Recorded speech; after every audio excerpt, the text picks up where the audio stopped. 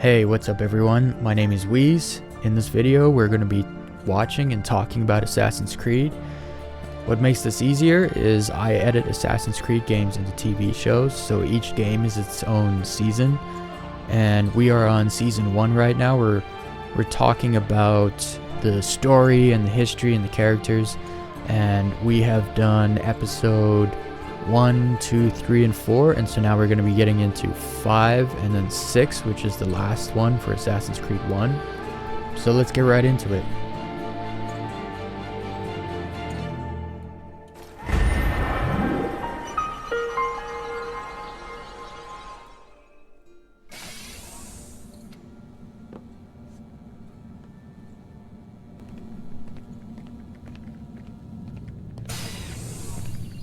Missed you this morning, Doc. Get in the Animus.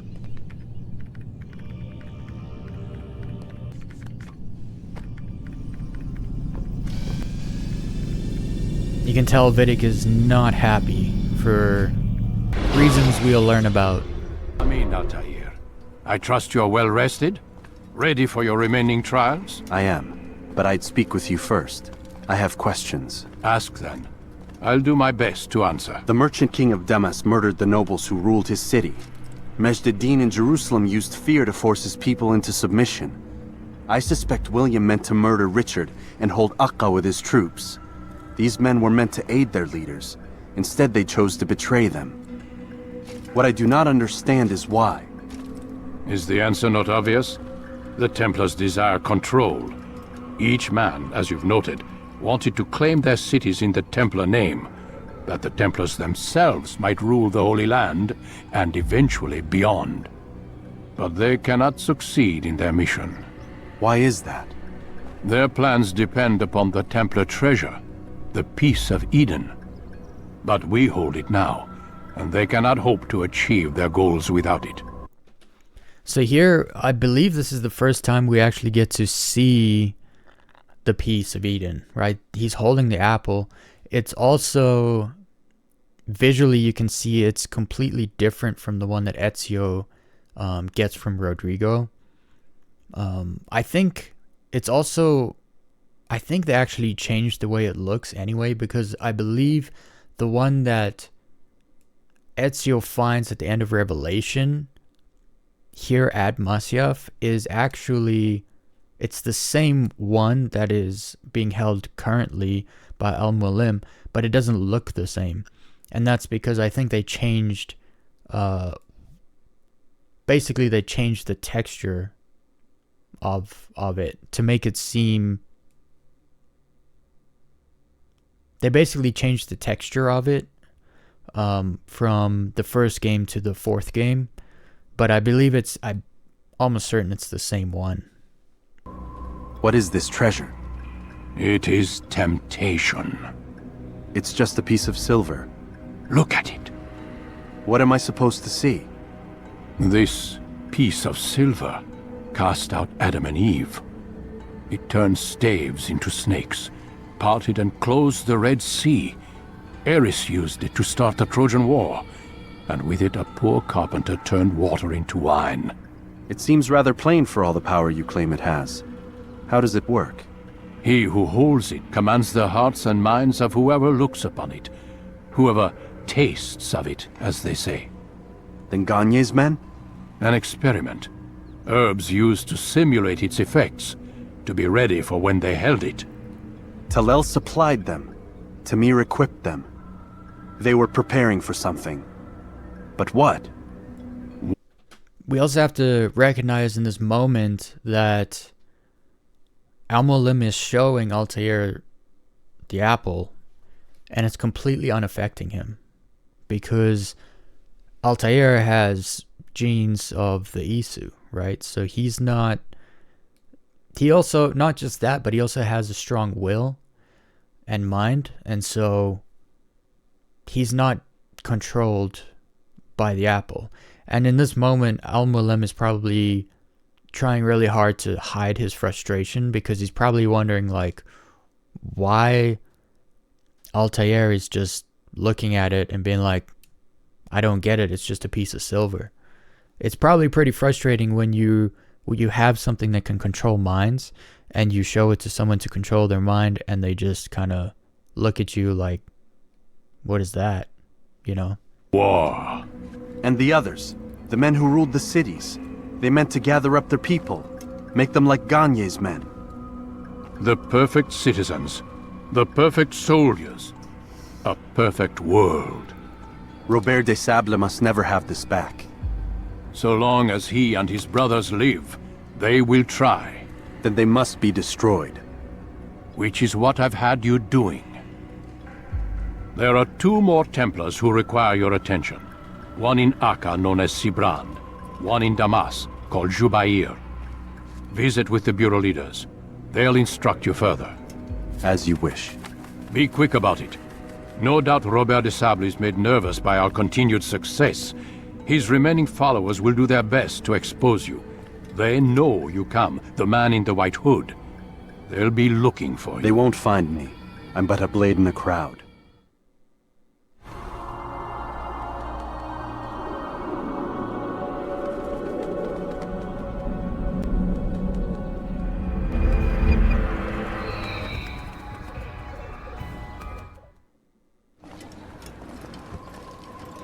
Greetings, Altair. What news? Al-Muallim has named another. Calls himself Sibrand. I am familiar with the man. Newly appointed leader of the Knights Teutonic, he resides in the Venetian Quarter and runs Akka's port. I'll start my work at once.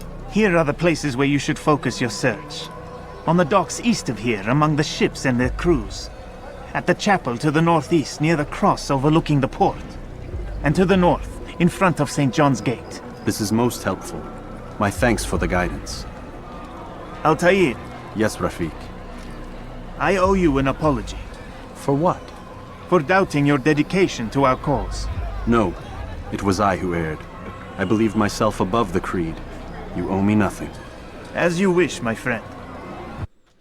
So you can tell we're kind of coming to the end of the game where Altair has kind of learnt from his mistakes and he's growing. He's also being able to check his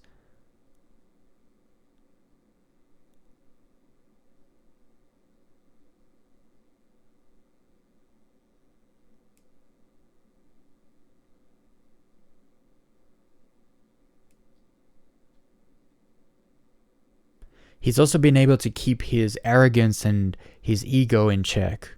I think it's because, so you can tell his Altair's character arc has almost, anyway, let's keep going. Go in safety.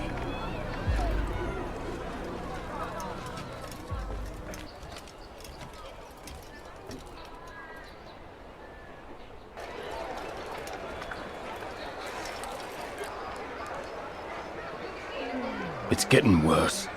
His paranoia knows no bounds. He's doubled our shifts. No one sleeps. Wasn't so bad till he decided to make the port his home.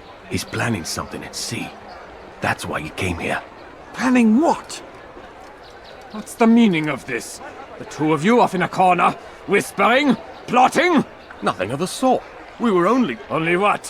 What secrets are you keeping? You misunderstand. Damned assassins, they're probably here right now, watching us. Do you find this amusing? Do you? Well, laugh while you can. Double the patrols. Which ones? All of them! But we don't have the men. Find them! Recall our knights from the field if you must.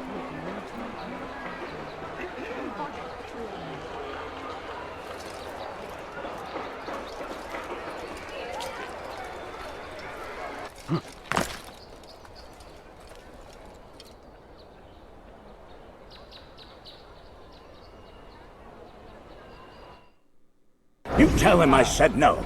I won't have you damn soldiers poking about in my business. Listen here, old man. No, you listen to me. This is my property, not his. I don't care if Christ himself put the man in charge. He isn't asking. It's in order. That's rich. The man couldn't order his way out of a burlap sack. I've seen the mess he's made of the docks. I won't let him ruin mine. Just read the letter. You'll see his terms are quite generous. I grow tired of this. Look, I'll consider what he has to offer, but I doubt it'll change my mind.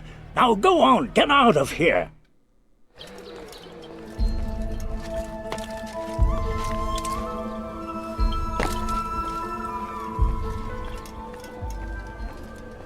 Greetings, brother. How fares your search? I've learned all there is to know about my target. Share your knowledge with me, then. Sibrand is said to be consumed by fear, driven mad by the knowledge that his death approaches. He has sealed the docks district, and now hides within waiting for his ship to arrive. This will make things dangerous. I wonder how it is he learned of your mission. The men I've killed, they are all connected. Al-Muallim warned me that word of my deeds has spread among them.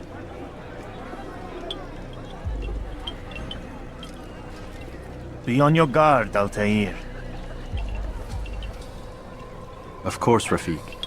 But I think it will be to my advantage. Fear will weaken him.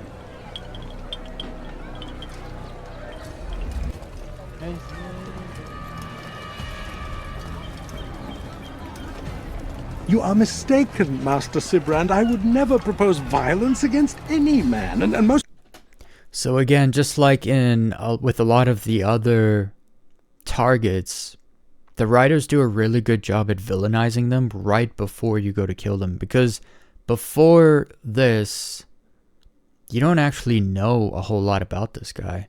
You don't really know what he's done, what he's doing. You know he's probably a bad guy. He's in with the Templars. He's got his part to play in it all. But what, like, again, like, people always assume that the viewer, you know, wants a happy ending. They want the protagonist to get to a place where they have closure and have a happy ending. Well, what they really want is justice. They want the protagonist to have justice. In this moment, the antagonist is the target, and he's about to kill an innocent guy in front of a crowd. And then, of course, the crowd is powerless to do anything, and they all just stand there and watch. It's kind of, you can kind of liken it to today's times, where when things happen out in the street and stuff, a lot of people, they just pull out their phones and they just film and watch. Like, there's a lot of people that have kind of been domesticated in a way where they don't take action. They don't do the right thing because they're kind of scared of what other people will think about it. You know, they don't want to get judged. Oh, this might be the right thing, but maybe there's some people that don't think it's the right thing. I don't know what people will think of me. So these things kind of go through people's heads and they end up just doing nothing. And so you kind of see that here in this moment, but they villainize the guy so well, and then right after, you can go get him, and then you kill him and you get your justice. One of the I say it, I think I've said it every time, but the most important part of a story is delivering justice to the viewer or the reader or the player. And in recent, probably within the last decade, a lot more stories being written, either movies, TV shows, games, they're not giving us justice because they've tried to make good and bad a nuanced thing. Like, oh, this person, you know, you don't end up killing them, or, you know, they don't end up getting what they deserve because they weren't all that bad. They wanted what was good. They just went about it and made some mistakes and did some bad things. And it's like, no, like when you do bad things, it makes you a bad person, and then you deserve justice. That's the consequences.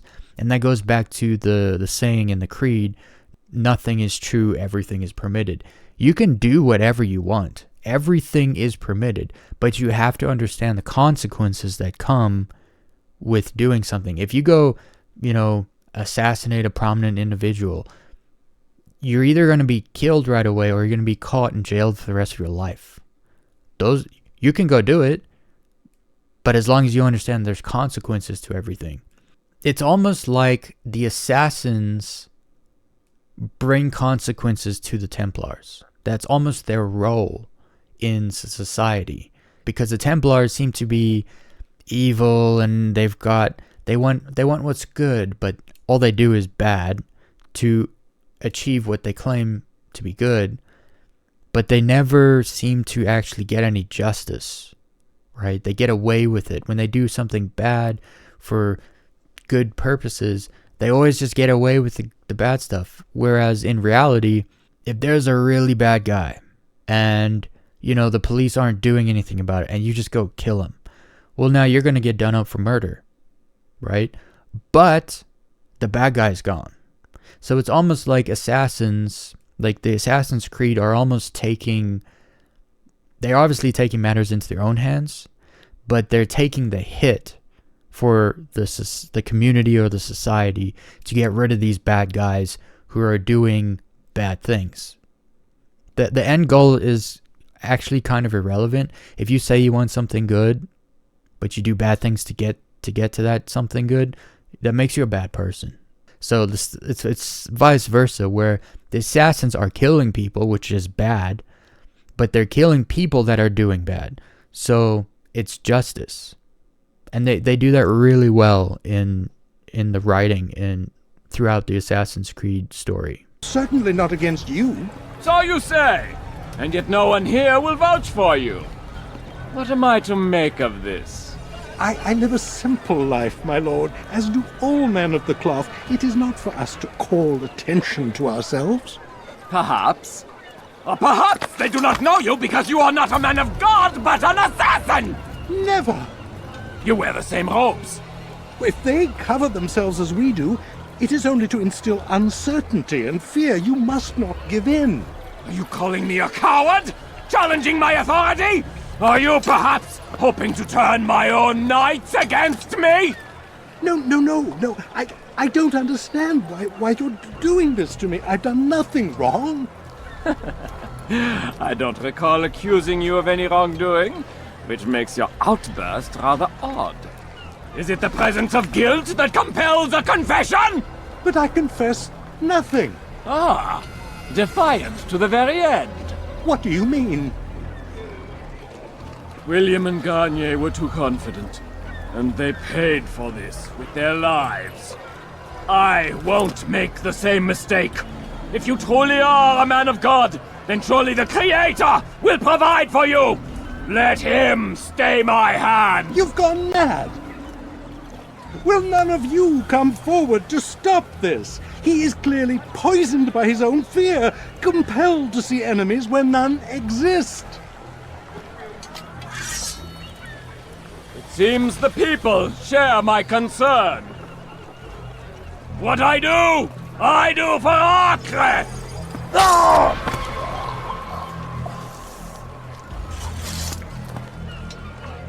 Stay vigilant, men. Report any suspicious activity to the guard. I doubt we've seen the last of these assassins. Persistent bastards. Now get back to work.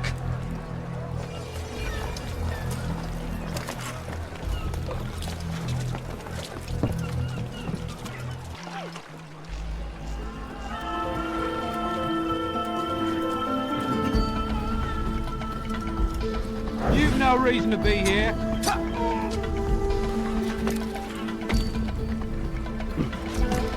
Fine! None of you will lift a hand in defense of your master! I'll take care of this heathen myself!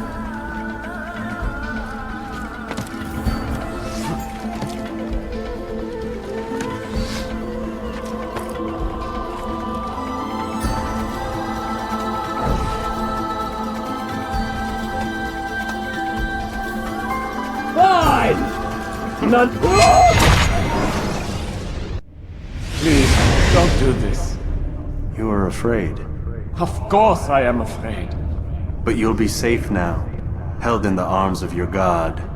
Have my brothers taught you nothing? I know what waits for me. For all of us. If not your god, then what? Nothing. Nothing waits. And that is what I fear. You don't believe. How could I, given what I know, what I've seen? Our treasure was the proof. Proof of what?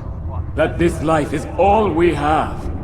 Linger a while longer then, and tell me of the part you were to play. A blockade by sea. To keep the fool kings and queens from sending reinforcements. Once we... Conquered the Holy Land? freed it, you fool. From the tyranny of faith. Freedom? You worked to overthrow cities, control men's minds, murdered any who spoke against you. I followed my orders, believing in my cause. Same as you.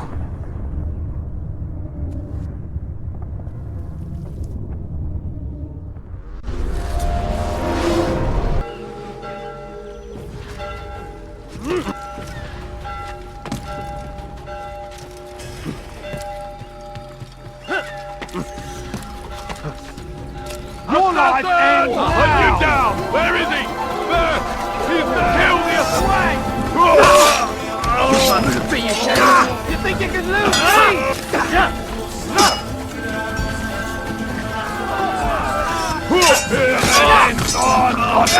You think you can lose me?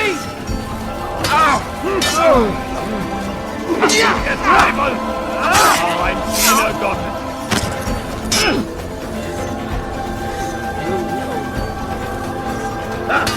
Lost in Nathan Island!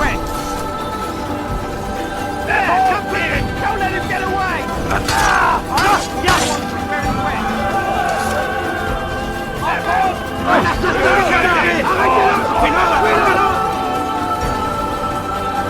You break it, you buy it! Altair, you've caused quite a stir. I've done as requested. Sabran's life is ended. So it is. So it is. You should ride for Masyaf and inform Al-Mualim of your success. Yes. I should return and speak to him. Of this and other things. Is everything all right, my friend? You seem distant. It's nothing, Rafik. Just a lot on my mind. Talk to me then. Let me help. I need to make sense of this myself first. But thank you for the offer. It is the men you kill, isn't it? You feel something for them. How? Ah, my friend. You are not meant to enjoy these grim tasks. Regret, uncertainty, sympathy. This is to be expected. I should not fear these feelings. You should embrace them. They are what keep you human. What if I'm wrong? What if these men are not meant to die? What if they mean well? Misguided, perhaps, but pure in motive. I am but a Rafik, Altair, and such things are beyond me. Perhaps Al-Mualim can help you to make sense of it. Yes, perhaps. Thank you, Rafik. It is my pleasure to have served with one as skilled as you. Welcome home, child. What news? Another of the named is put to rest. Then it would appear your work is nearly complete and your status restored. A question, Master, if I may. Ask, and I will answer. Why these men? Jubayer and Sabrand? Ah, don't you see? They paved the way for change. Ensure threats both old and new are not given cause to intervene. To weaken them is to weaken our enemy. I suppose that makes sense. Were these men to continue their work, our work would quickly be undone. How is that? We've caused them much grief. We strike at the arms, yes. But this is a hydra that you face, and it is quick to replace that which is severed. Then we should lop off its head and be done with this. Soon, soon. We are close. Only one more man stands between us and our ultimate goal. I will return to my work. The sooner this last man dies, the sooner I might face our true enemy. Before you go, I have a question for you. Of course. What is the truth? We place faith in ourselves. We see the world the way it really is, and hope that one day all mankind might see the same. What is the world, then? An illusion. One which we can either submit to, as most do, or transcend. What is it to transcend? To recognize nothing is true and everything is permitted. That laws arise not from divinity but reason. I understand now that our creed does not command us to be free. It commands us to be wise. Do you see now why the Templars are a threat?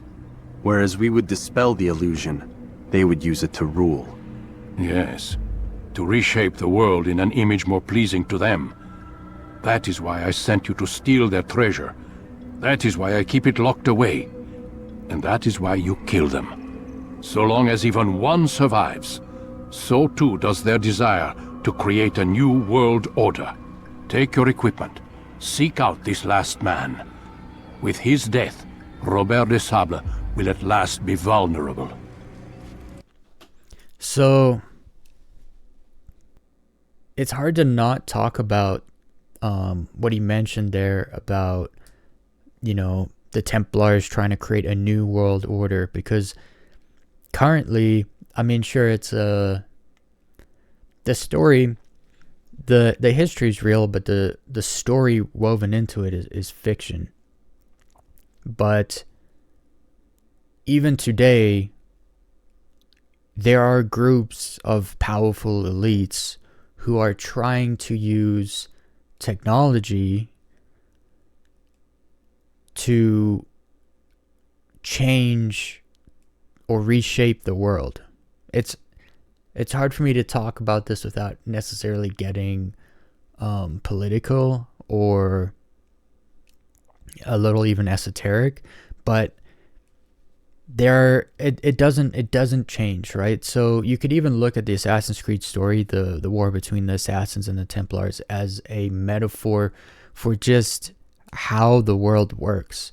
They talked about realizing the truth of reality pretty much in the way the world works, and it really is. The world works. Powerful people will always use the means they have, whether it's money, influence, technology, to change the world into a world that they want for them, that benefits them.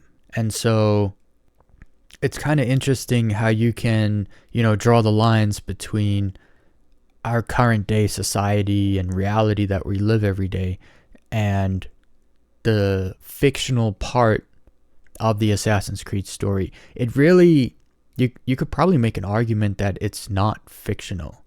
The names, the characters and events are fictional, but the actual, it's almost, you know, a war for society that happens amongst the powerful, right? There's a lot of people who always think of like the elite.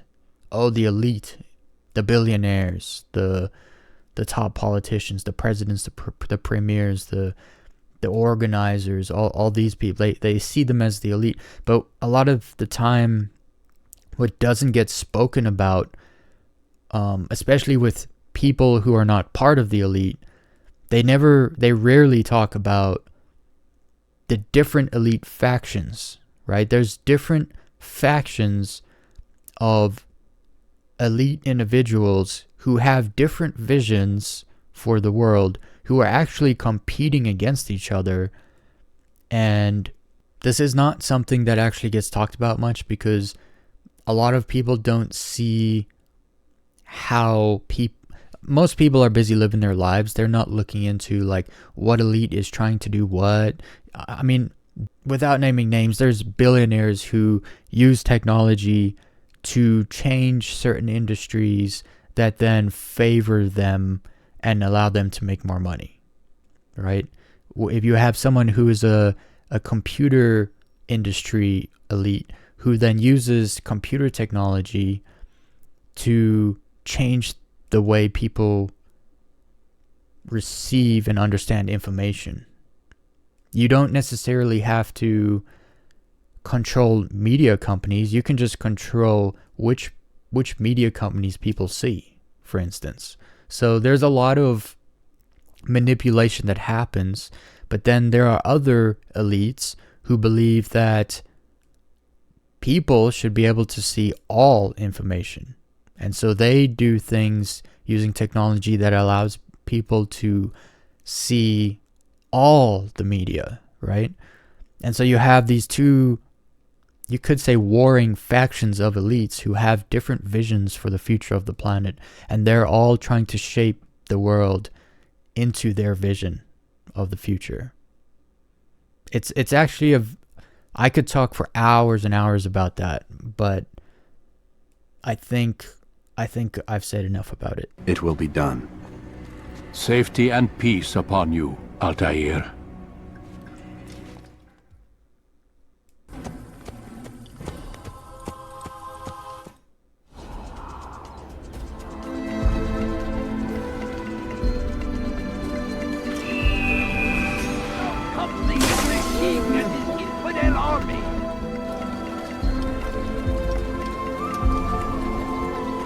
It's the hero of Damas. Come in, stay a while. Tell me all about your adventures.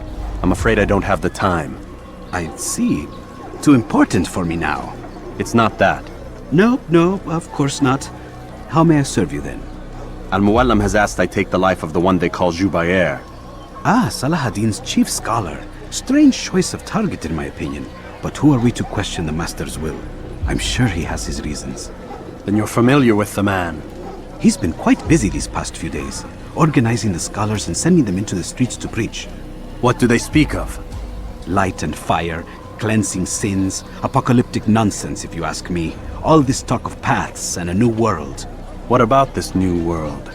Couldn't say. I don't pay attention to the ramblings of madmen. Much too busy with real work.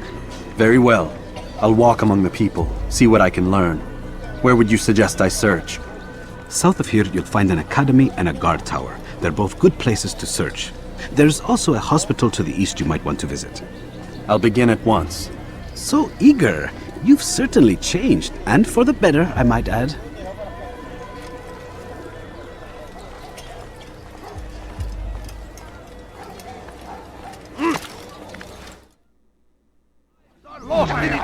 We found the place. It's just as you described it. I suspect he'll want to deal with this himself, and quickly. Best we say nothing to the others. A wise course of action. Truth be told, I'll be happy when this business is done. Soon, my friend, soon. Today should see the last of them put to torch. Boy, come here. You still have the letter I gave you? Yes. Go and deliver it then. You'll find the one it's meant for, inside the madrasa. Jubair sees things the way they truly are. Sees the poison you carry in your hearts and minds. He works to cast it out. Remove all texts from your homes and schools. Give them to us. They must be destroyed.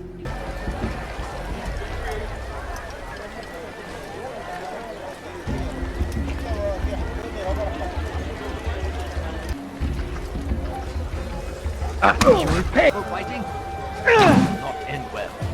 Someone needs to end this. Violence is not the answer, my child. In this we agree, so speak and I may stay my blade.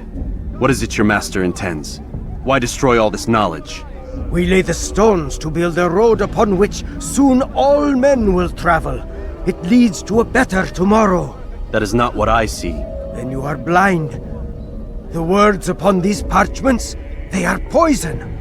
Jubair holds the cure. He'll free us from their lies. It's nonsense you speak.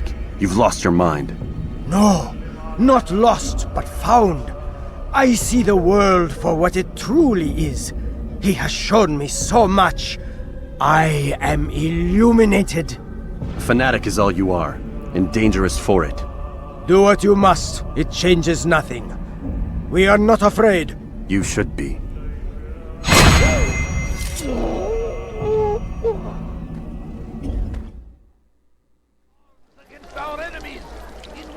I wish to see him, to hear him speak. It can be arranged, but we must be careful. There are still those who reject illumination. They would harm him. Then they are ignorant and afraid. You seem sincere, but how do I know I can trust you? It hurts me to even hear you ask the question. Very well. We gather each day in the madrasa. He comes to speak, and then leads us into the city, that we might cleanse it. Could I join you then? Understand that it is a difficult path we walk. Our work demands sacrifice. I understand. Then come and meet with us. Let us see how strong you really are. Altair, Jubair has employed certain merchants to spy on the citizens for him. Your target is likely to be dressed much like his followers. So here is how to distinguish him from the others. He wears rich golden robes and carries with him a large pouch. Find him, brother. Make him feel pain.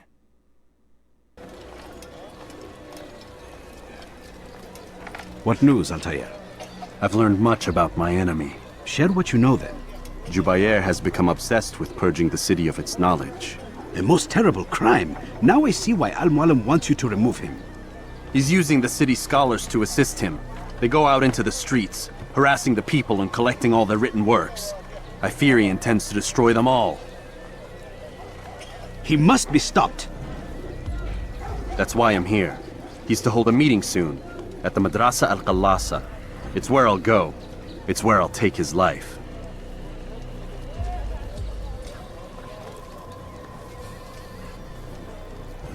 I'll leave you alone to prepare. Bring glory to the Brotherhood. Leave, peasant, before I make you.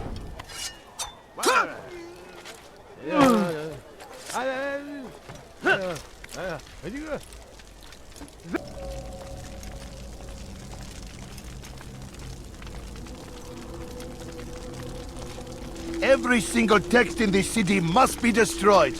My friend, you must not do this. Much knowledge rests within these parchments, put there by our ancestors for good reason. And what reason is this? They are beacons, meant to guide us, to save us from the darkness that is ignorance. No, these bits of paper are covered in lies. They poison your minds, and so long as they exist, you cannot hope to see the world the way it truly is. How can you accuse these scrolls of being weapons? They are tools of learning. You turn to them for answers and salvation. You rely more upon them than yourselves. This makes you weak and stupid. You trust in words, drops of ink. Do you ever stop to think of who put them there? Or why? No, you simply accept their words without question. And what if those words speak falsely? As they often do. This is dangerous. You are wrong. These texts give the gift of knowledge. We need them. You love your precious writings? You'd do anything for them? Yes. Yes, of course. Then join them!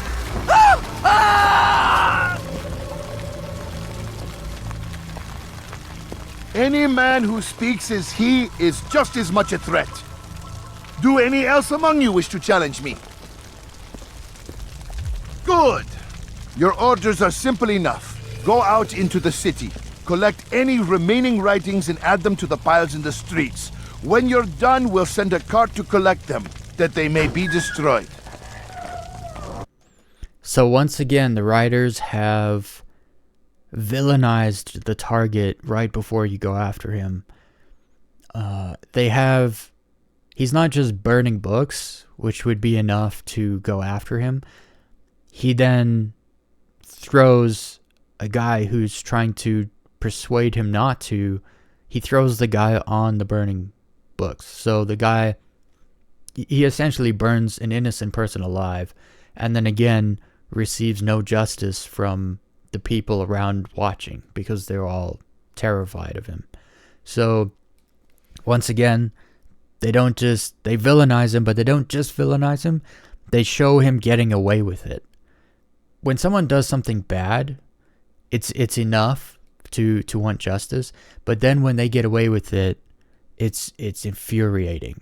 And then people don't just want justice, they need it. And so again, the writers do a very good job of villainizing the targets, so that when you do get them, you get that sense of justice.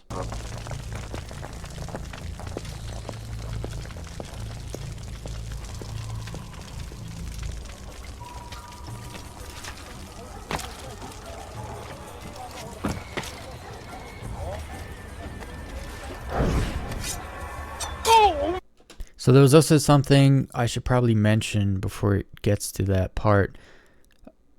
You could do things, you could help civilians out around the cities in this game where the locals would recognize you as kind of on their team or on their side, and they would help you. And you'll see here I catch up to this guy because the locals grab him and hold him for me. Today! All right, where are you? Good people of Damas, you are doing the right thing. Poisoned past. This is a right way. After him, my disciples! You must not escape! You cannot run forever! Unbeliever! Go! Why? Why have you done this? Men must be free to do what they believe. It is not our right to punish one for thinking what they do, no matter how much we disagree. Then what? You of all people should know the answer. Educate them. Teach them right from wrong. It must be knowledge that frees them, not force. They do not learn, fixed in their ways as they are. You are naive to think otherwise. It's an illness for which there is but one cure. You're wrong, and that's why you must be put to rest. Am I not unlike those precious books you seek to save? A source of knowledge with which you disagree, yet you are rather quick to steal my life. A small sacrifice to save many. It is necessary.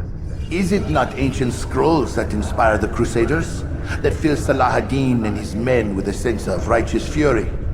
Their texts endanger others, bring death in their wake.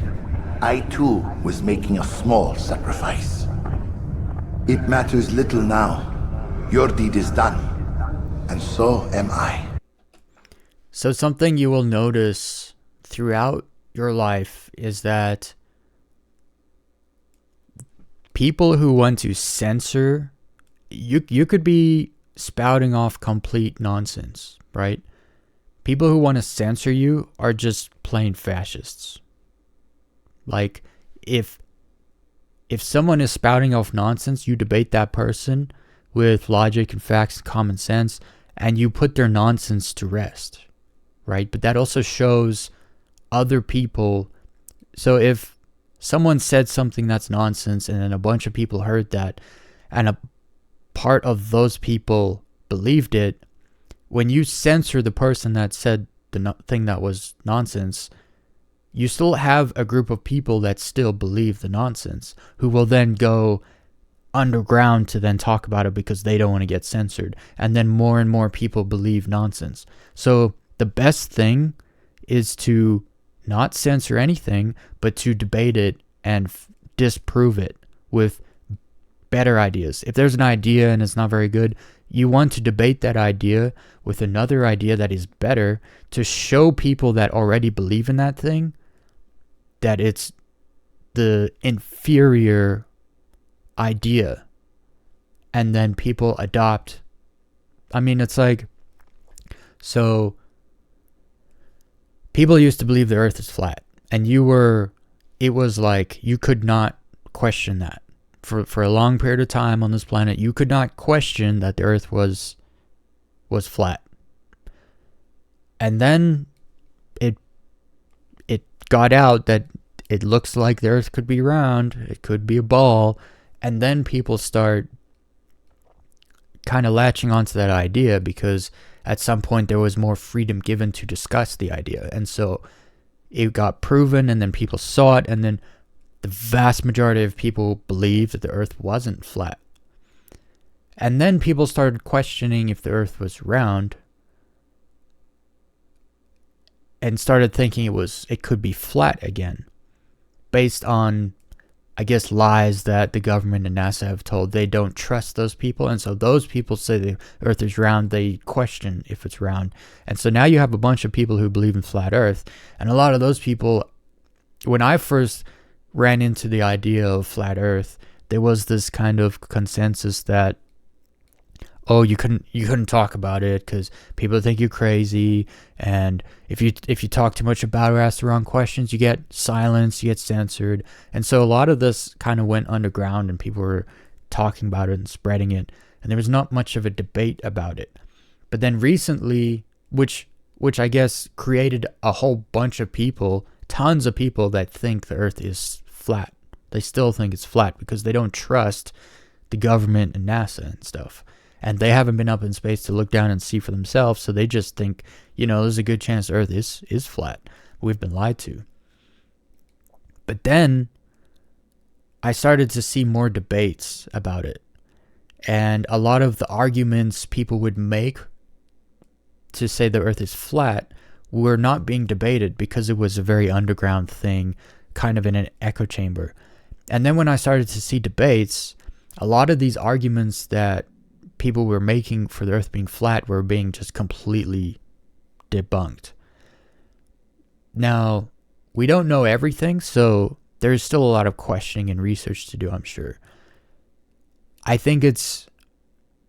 understand why people think the Earth is flat, but I think a lot of times people look into something just a little bit and they see a little thing they see as evidence, and then that's it. That's what they believe. They don't continue looking into things until you kind of get to the end of the rabbit hole or whatever it is you're looking into to really get the whole picture.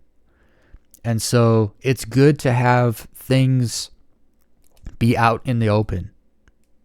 You should be able to talk about anything at any point in time, anywhere. Because that way, if you're wrong, people can find out, like, oh, this person's saying this thing, let's debate them and show. It's not necessarily about showing the person who's saying it, it's about showing the people who have heard him say it stop believing in it. And if you censor people, you actually stop the debate. And you prevent people from becoming more enlightened on certain topics that they don't actually know that much about because they've only heard about it in an echo chamber. And so whenever someone comes along and they talk about censorship is needed, for any reason, I don't care the reason, that person is a bad person. That person is trying to prevent debate so that everyone can come to the correct conclusion or the best conclusion based on the information that we have. But anyway, let's carry on.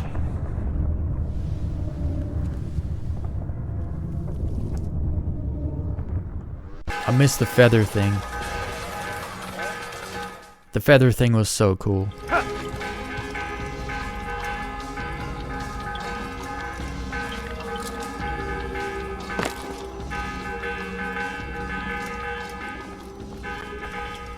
Altair, tell me you've met with success. Yes. Jubair's fires are extinguished. His life as well. Excellent news. I had no doubt you'd succeed. You should have seen it. The scholars followed him so readily.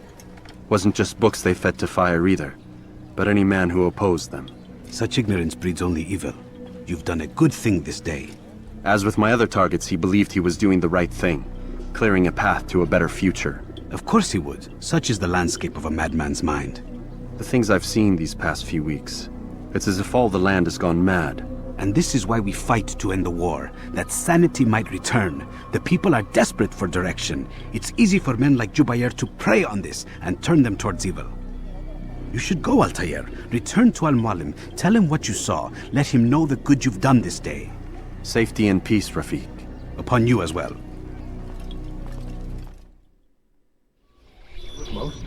Not a lot of time, Vic. Understand there's a narrow launch window. Wherever it's hidden, time to retrieve it. Working on it. And when it's done, He'll be taken care of. I want that progress report by tomorrow morning. I've got some work I need to do. So you've got the rest of the night to yourself.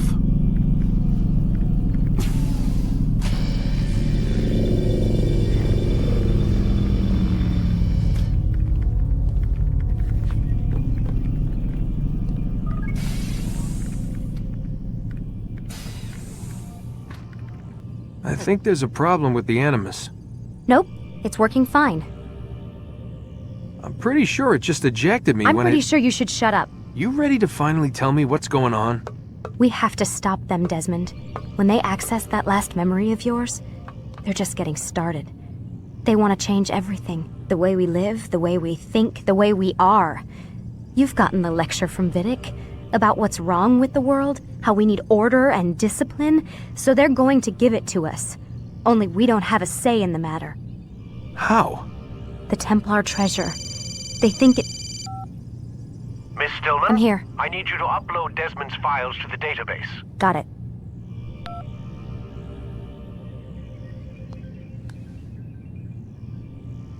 So what? You're using me to find this Templar treasure? What do they call it? The Piece of Eden? Yes. Well, it's looking like it's at Messiah, so I don't know why they're wasting all this time with me. Why don't they just send their people to pick it up? They can't. It's not that simple. The artifact from Messiah, they had it. It was destroyed in the accident. Then what are they hoping for me? For my ancestor to tell them? They're hoping he'll show them where the other ones are. You mean there's more than one of these things? Oh, Desmond, you have no idea. Is there a problem, Miss No, Stillman? Warren. Everything's Denver on my end. Then, where are the files? I've got to move these files before he gets suspicious. We'll talk more later. Wait, what's that mean, everything's Denver? It means everything's fine. Why Denver? It's a reference to Denver International Airport. There's an underground facility there. It's where the accident happened.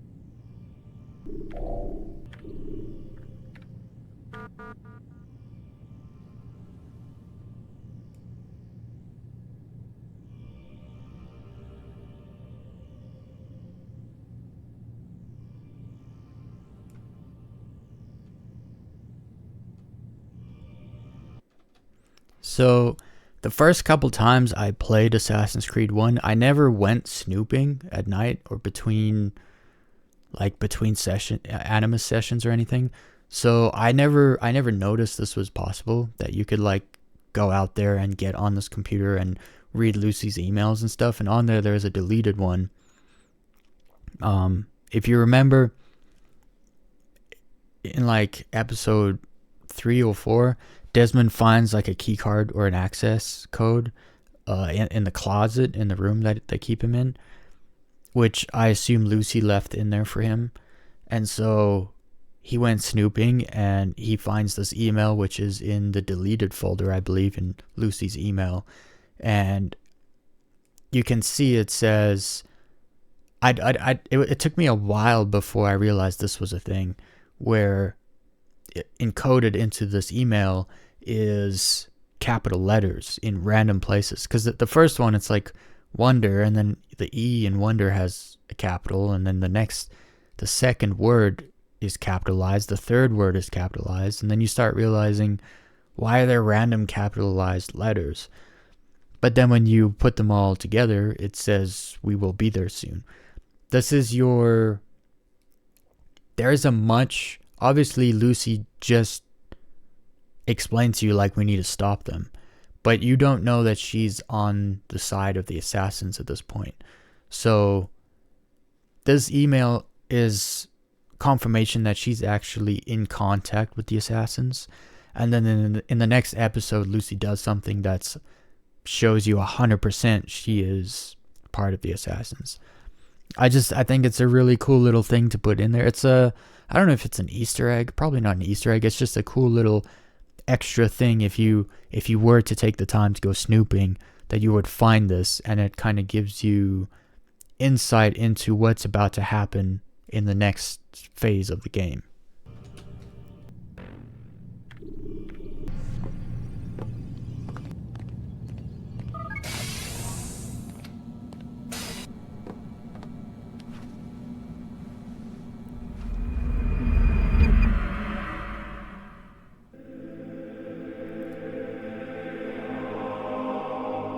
So, that is Assassin's Creed 1, Season 1, I should say, Episode 5. And now we're going to get into the final episode, the finale episode of Season 1.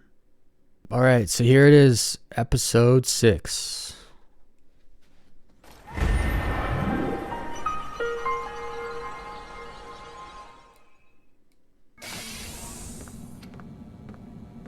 Time's wasting, Mr. Miles.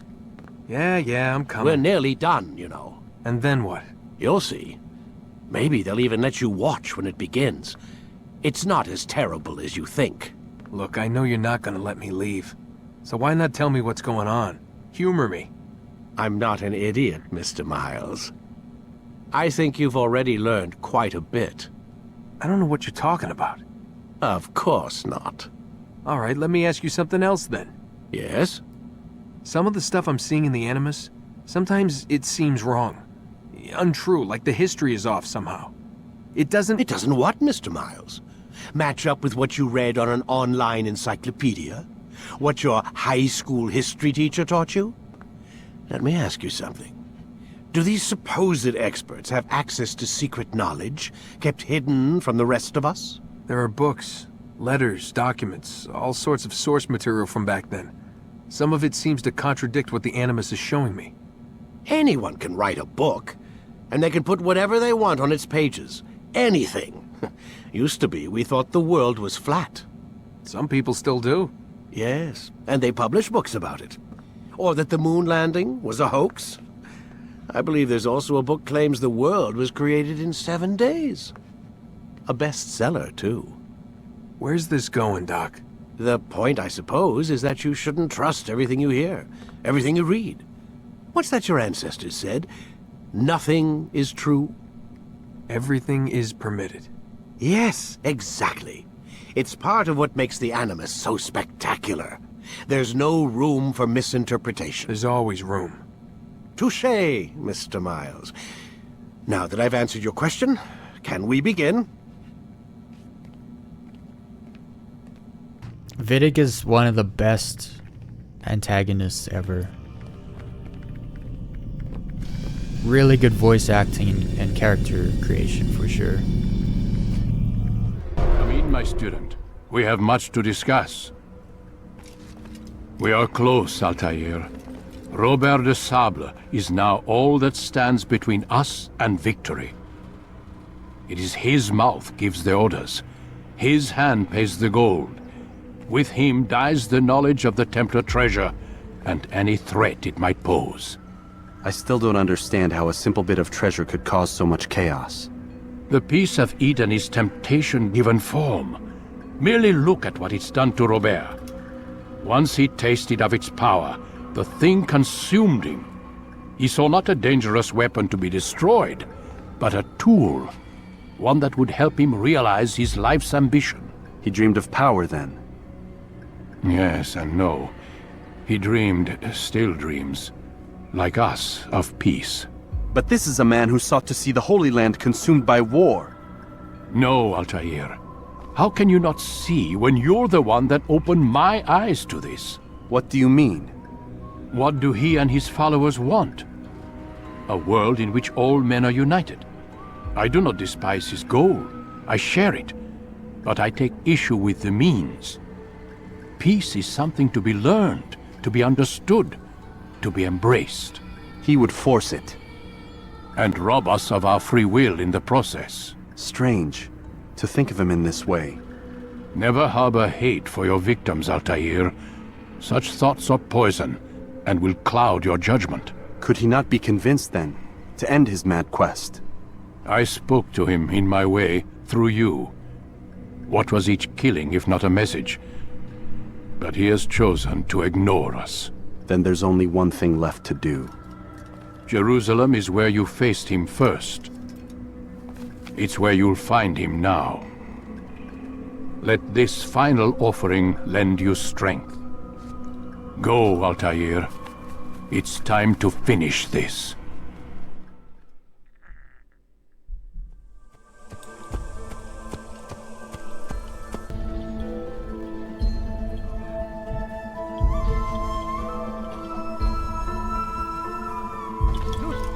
Defense of our great civilization.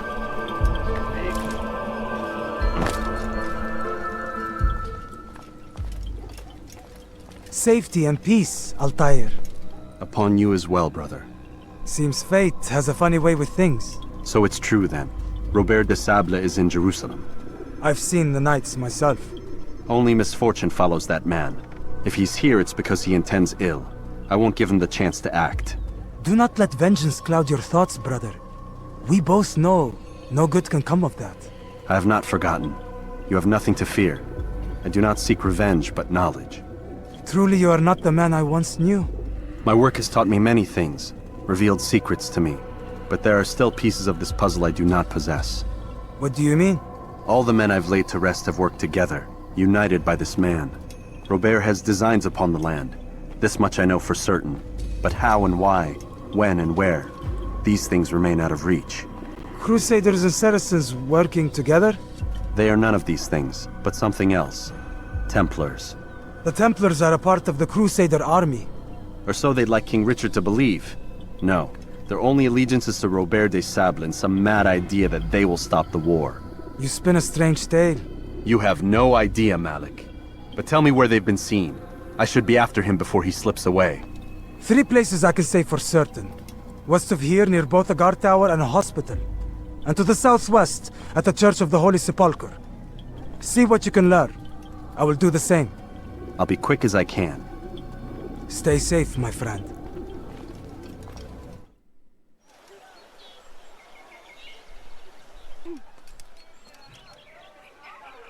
Did you see them? No, but I've heard the whispers. Is it true? Crusader knights in Jerusalem? It is. And? Different from the others. Finely dressed and bearing expensive gifts. We should relieve them of this burden. They've made camp near David's citadel, close to the cemetery. To attend a funeral? So it seems. Then let us visit their camp while they pay their respects.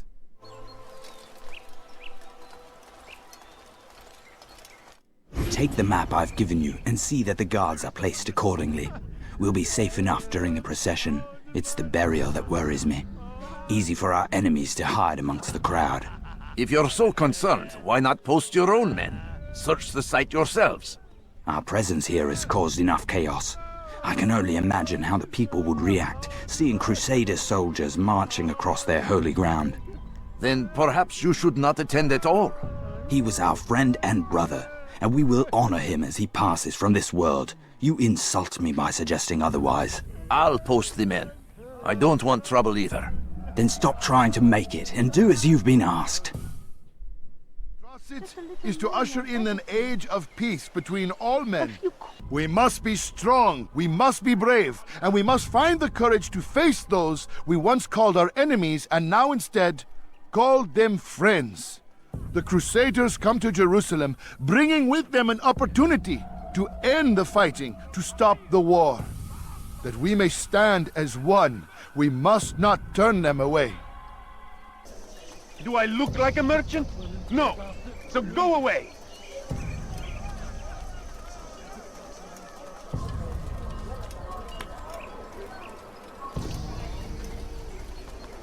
You'll pay for that!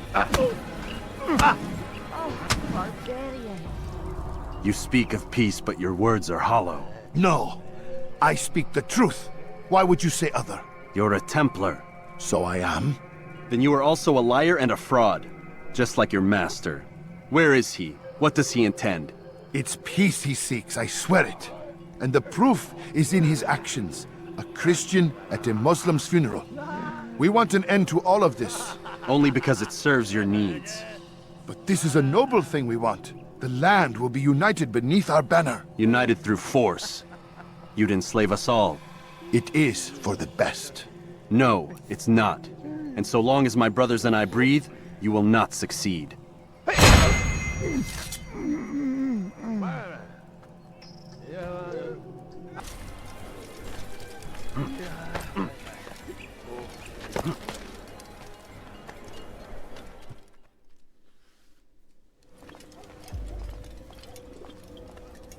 You've the scent of success about you, brother. I've learned much about our enemy. Share your knowledge then. Let us see what can be done with it. Robert and his Templars walk the city. They've come to pay their respects to Majd-ud-Din. They'll attend his funeral, which means so will I. What is this that Templars would attend his funeral? I have yet to divine their true intentions, though I'll have a confession in time. The citizens themselves are divided. Many call for their lives. Still others insist that they are here to parley, to make peace. Peace? I told you. The others I've slain have said as much to me. That would make them our allies. And yet we killed them. Make no mistake, we are nothing like these men. Though their goal sounds noble, the means by which they'd achieve it are not. At least, that's what Al-Muallim told me. So what is your plan? I'll attend the funeral and confront Robert. The sooner the better.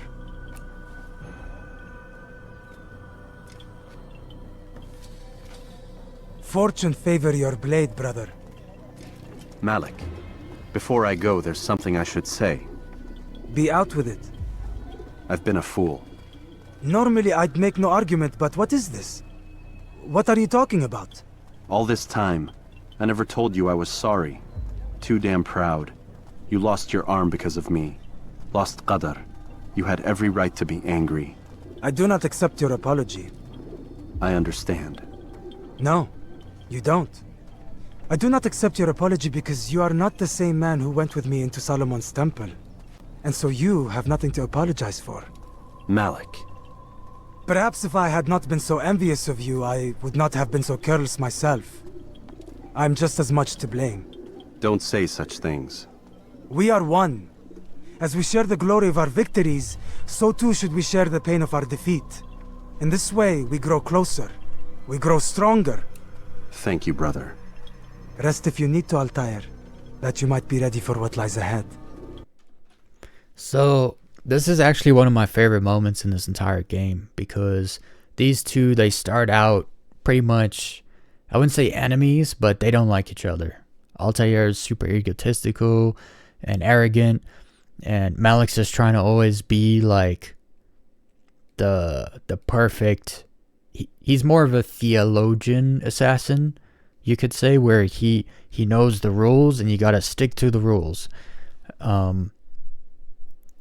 But here in this moment, Altair, this might be the only time actually, but Altair shows gratitude, and gratitude is another key storytelling thing. It's very important in storytelling. Gratitude, if you want to humble a character in any story, all you have to do is have them show gratitude towards somebody that they've wronged. It's how they actually engineer character arcs, where you got people that are bad people doing bad things who then become good guys and work with and help the good guys, right? So not that Altair or Malik were bad guys, but they didn't see eye to eye, and because of that, Malik lost his brother. Because of Altair's arrogance, I should say, Malik lost his brother and his arm. And so he has more than enough reason to have beef with Altair. But after Altair has learned and grown as a character, he realizes that he made a mistake. He did wrong. And so he shows gratitude toward Malik.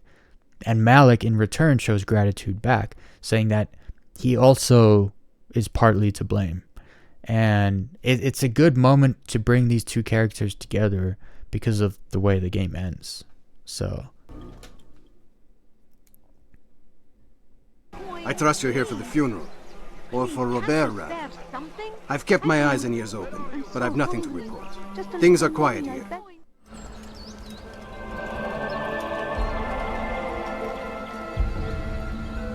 We gather here to mourn the loss of our beloved Majd-ad-Din. Taken too soon from this world. I know you feel sorrow and pain at his passing, but you should not. For just as we are all brought forth from the womb, so too must we all one day pass from this world. It is only natural, like the rising and the setting of the sun. Take this moment to reflect on his life and give thanks for all the good he did. Know that one day you will stand with him again in paradise.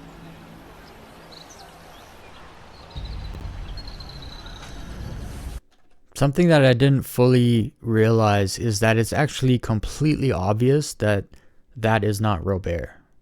You can kind of see through the eye slots. It's like that's a smaller face, like shorter, not so bulky. You can tell that's not Robert.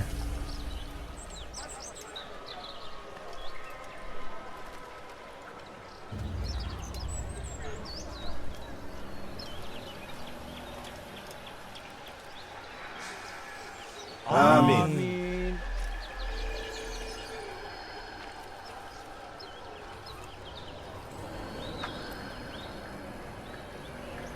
As you know, this man was murdered. We have tried to track his killer, but it has proved difficult.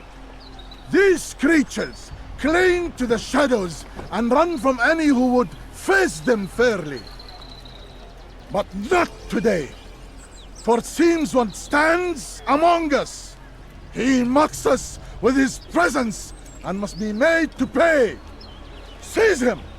Bring him forward that God's justice might be done!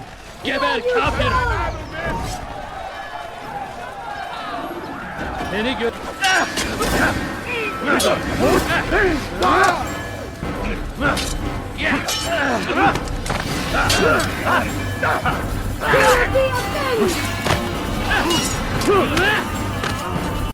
So this whole time, I remember filming this and being like, there's just non-stop arrows like coming at Altair, and I was like, I'm gonna have to try to film this to where Altair doesn't get hit by an arrow.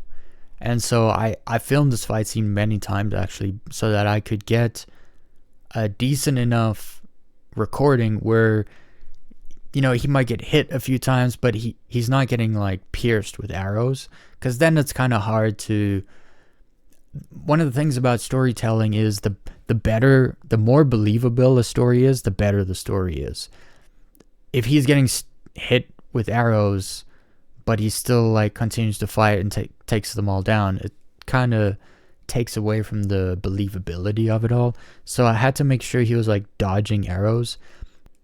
A lot of the times you could anticipate when an arrow's coming, so you could try to move at the last second or put one of the guards between you and where the arrow's coming from, but it was actually pretty difficult.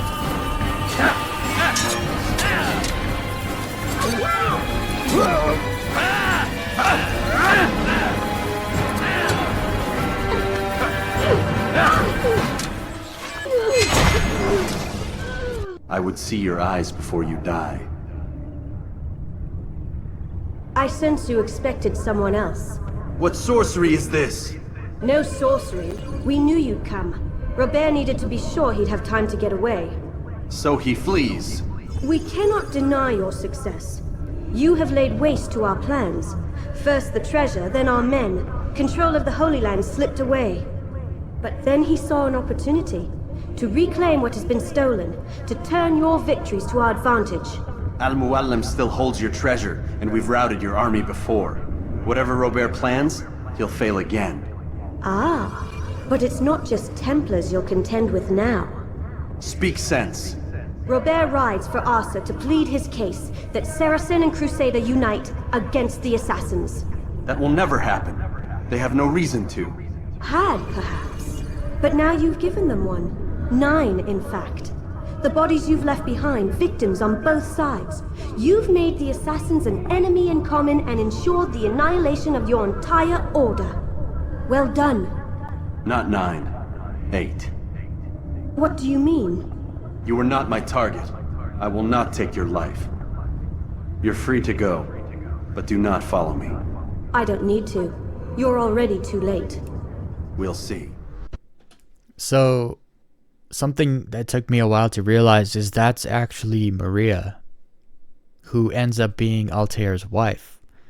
You see him with her in Revelations, in like the flashback memories Ezio gets through the keys that Altair gives to Niccolo Polo, who then he finds in Constantinople. in Turkey. And so that's Maria, actually. Maria was a Templar. She started off as a Templar. You also get to see Maria in the beginning of Assassin's Creed 2. Desmond has kind of this...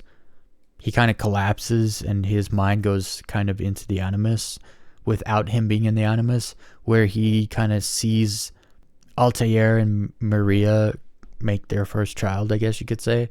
And it's kind of a cool moment, but it's kind of lost on you because there's no names. You don't know who this woman is, but you end up finding out that that's actually Maria, the woman that Altair marries. And it's interesting that he could have killed her there.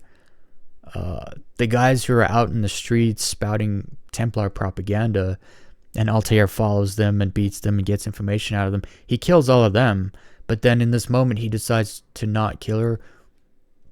Mostly probably because, I mean, she's a Templar. He knows she is, but it's a woman. He probably just doesn't want to kill a woman, so he just lets her go. He probably doesn't perceive her as a threat. But it is super interesting that that is who his future wife is.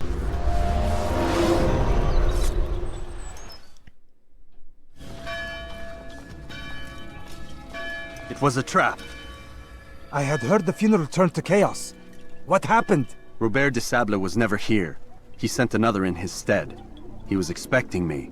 You must go to Al-Mualim. There's no time. She told me where he's gone, what he plans. If I return to Masyaf, he might succeed. And then, I fear we'll be destroyed. We have killed most of his men. He cannot hope to mount a proper attack. Wait, did you say she? Yes, it was a woman. Strange, I know. But that's for another time. For now, we must focus on Robert. We may have thinned his ranks, but the man is clever. He goes to plead his case to Richard and Salah ad-Din, to unite them against the common enemy. Against us. Surely you're mistaken. This makes no sense. These two men would never... Oh, but they would. And we have ourselves to blame. The men I've killed, men on both sides of the conflict.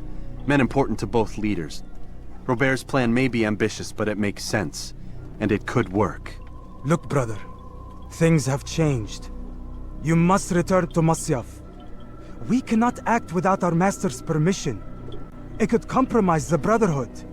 I thought you had learned this. Stop hiding behind words, Malik. You wield the creed and its tenets like some shield. He's keeping things from us. Important things. You were the one told me we could never know anything, only suspect. Well, I suspect this business with the Templars goes deeper. When I'm done with Robert, I will ride for Masyaf that we may have answers. But perhaps you could go now. I cannot leave the city. Then walk amongst its people. Seek out those who served the ones I slew. Learn what you can. You call yourself perceptive.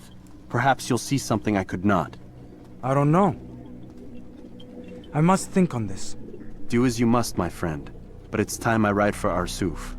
Every moment I delay, our enemy gets one step ahead of me. Be careful, brother.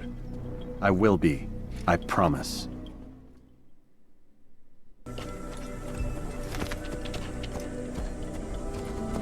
Yeah!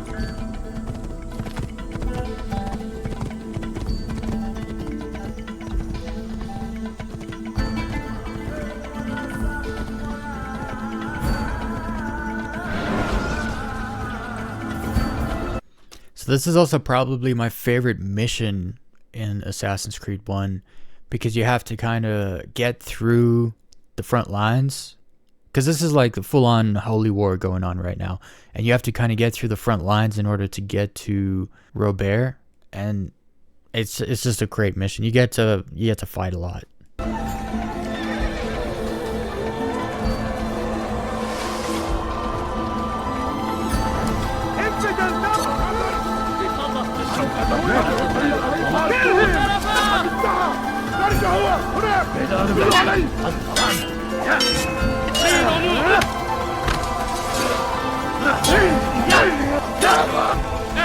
Won't get away from me!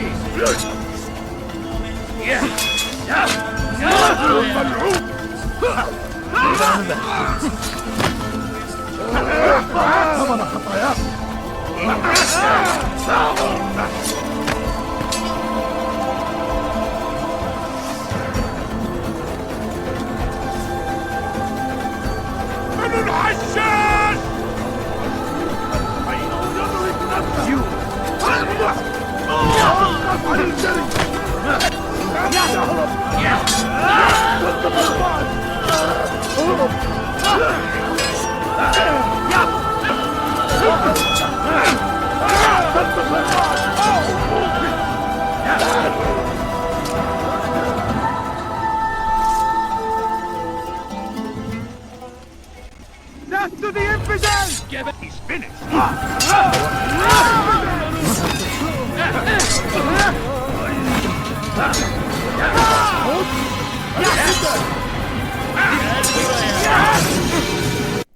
also had to do all this fighting and not get hit, because if you're fighting, you get hit, Altair would be injured by the time he got to Robert, and then he has to fight Robert. So I was like, to get there, he's got to do all this fighting. He's got to do it flawlessly. So that also took some work on my part.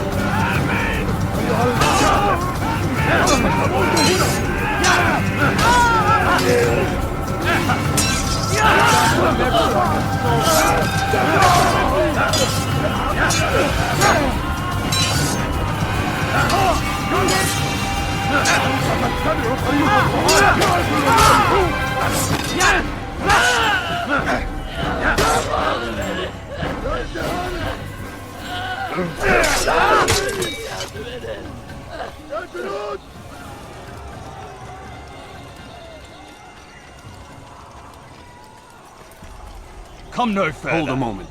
It's words I bring, not steel. Offering terms of surrender then. It's about time. You misunderstand. It's Al-Mualim who sends me, not Salah ad-Din. Assassin! What is the meaning of this? And be quick with it! You've a traitor in your midst. And he has hired you to kill me? Come to gloat about it before you strike? I wouldn't be taken so easily! It's not you I've come to kill. It's him. Speak then! That I may judge the truth! Who is this traitor?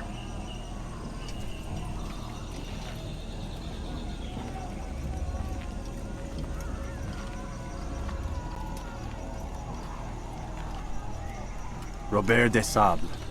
My lieutenant! He aims to betray. That's not the way he tells it. He seeks revenge against your people for the havoc you've wrought in Acre. And I am inclined to support him. Some of my best men were murdered by some of yours. It was I who killed them, and for good reason. Hear me out. William of Montferrat. He sought to use his soldiers to take Acre by force. Gagné de Naplouse. He would use his skills to indoctrinate and control any who resisted. Sabrand. He intended to block the ports, preventing your kingdom from providing aid. They betrayed you, and they took their orders from Robert.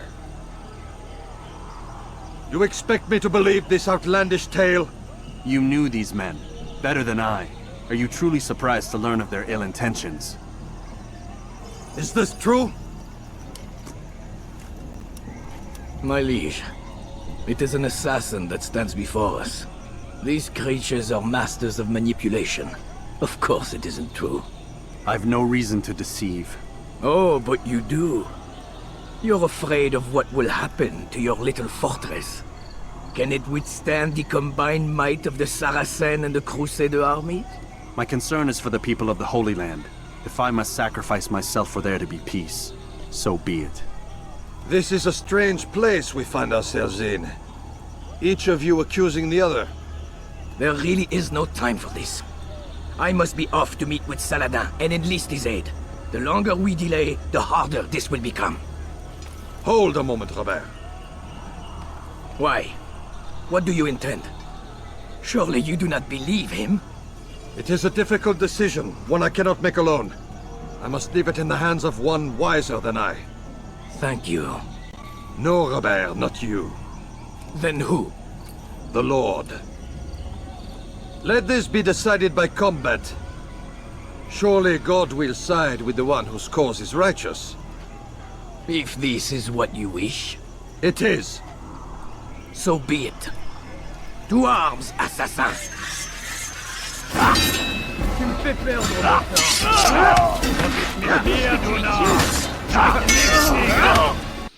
So it's kind of unfair to be like, oh, we're gonna decide this with combat, and then it's like 1v8. It's like, I'm pretty sure 1v8 isn't how you decide something through combat.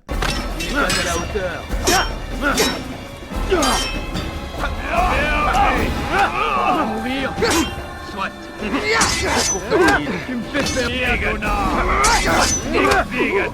Puisque tu y tiens, je vais t'achever.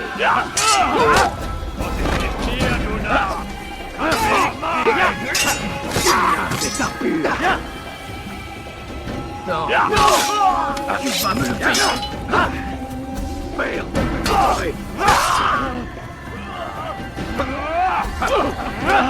Puisque tu y tiens, je vais t'achever.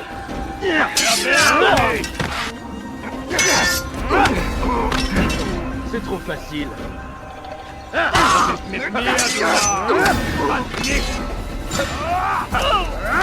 colère sera terrible.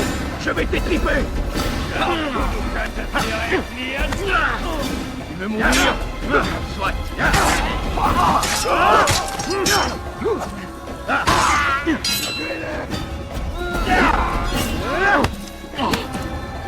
Time for games is ended.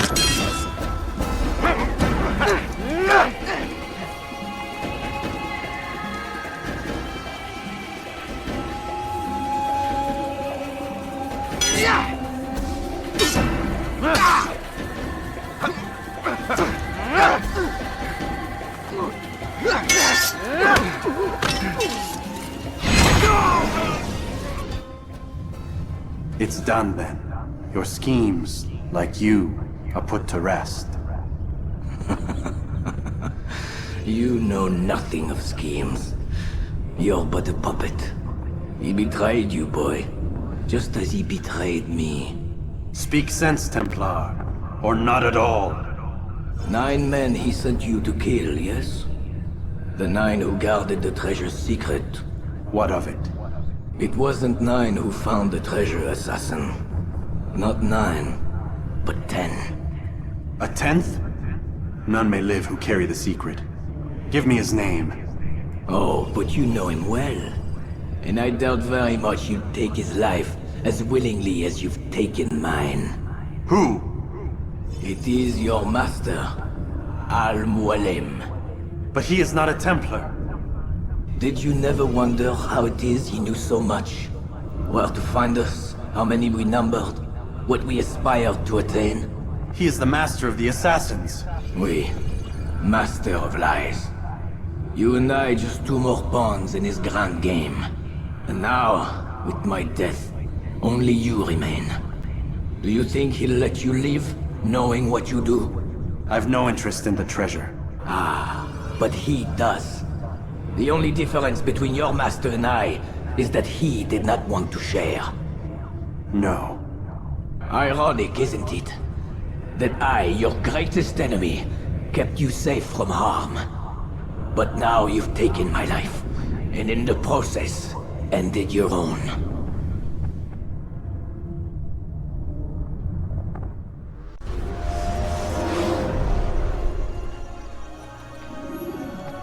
Well fought, assassin!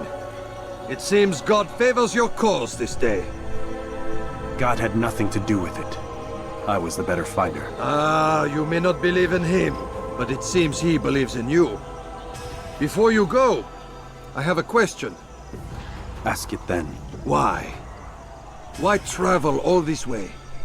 Risk your life 1,000 times, all to kill a single man. He threatened my brothers and what we stand for. Ah, vengeance then?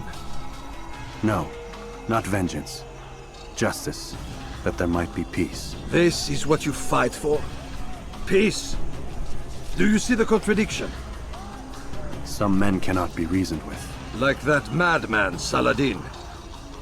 I think he'd like to see an end to this war as much as you. So I've heard, but never seen. Even if he doesn't say it, it's what the people want. Saracen and Crusader alike. The people know not what they want. It's why they turn to men like us. then it falls to men like you to do what is right. Nonsense.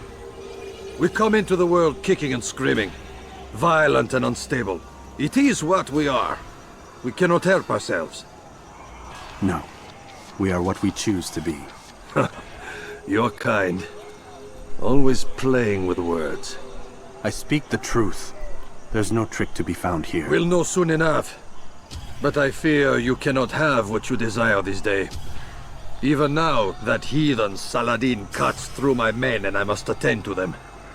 But perhaps, having seen how vulnerable he is, he will reconsider his actions. Yes, in time, what you seek may be possible. You were no more secure than him. Do not forget that. The men you left behind to rule in your stead did not intend to serve you for longer than they had to. Yes. I am well aware.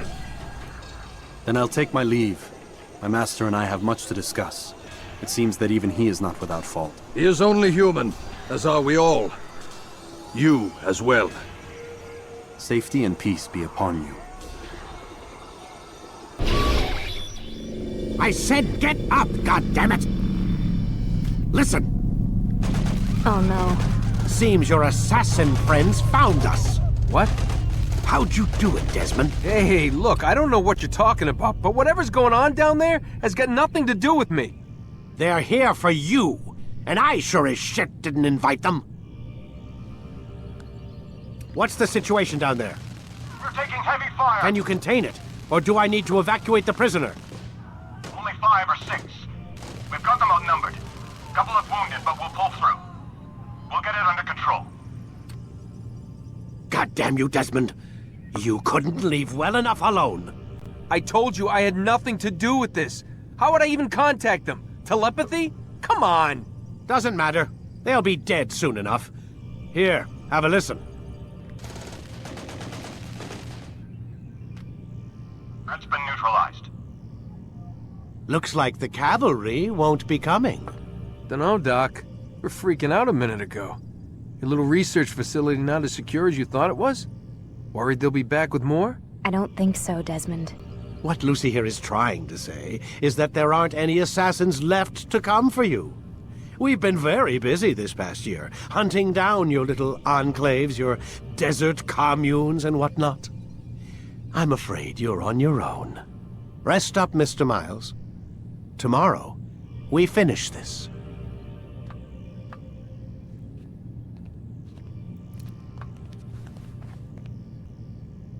I'm sorry, Desmond. You mentioned the desert. Do you think... They sent a team there, but the place was deserted. So this is kind of the first moment that they kind of acknowledge that Desmond and Lucy know each other from the past. I mean, the way Desmond and Lucy talk to each other is as if they're strangers. They don't know each other. But they both grew up in the compound or whatever, the assassin compound or this place out in the desert. And when Desmond brings it up, because that's where he comes from, he knows where he's come from. He left that life. But then when he brings it up to Lucy, like, do you think everyone's safe or whatever at the desert compound? Lucy immediately knows what he's talking about because she also came from there. Whether they remember each other as kids at this point is kind of unclear. I don't know where your parents are, and I can't promise they're still alive. But I think they got away. Thanks. Thanks for checking. It's not as bad as it seems. What are you talking about? They just literally killed, my only chance of getting out of here. And then I find out the assassins are all but destroyed, and Christ, I still don't know what these people are planning. But I do know they plan to kill me when they're done. I am screwed, okay? What do you want me to do? Just try and have a little faith. So when she does this, you see she's not missing a finger, she's pulling a finger back. So it looks like she's had her finger cut because she's been through the assassination initiation ceremony. So that just gives Desmond like, oh, Lucy's an assassin.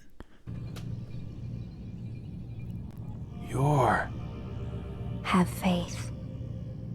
Rest up, Desmond. You're gonna need the energy.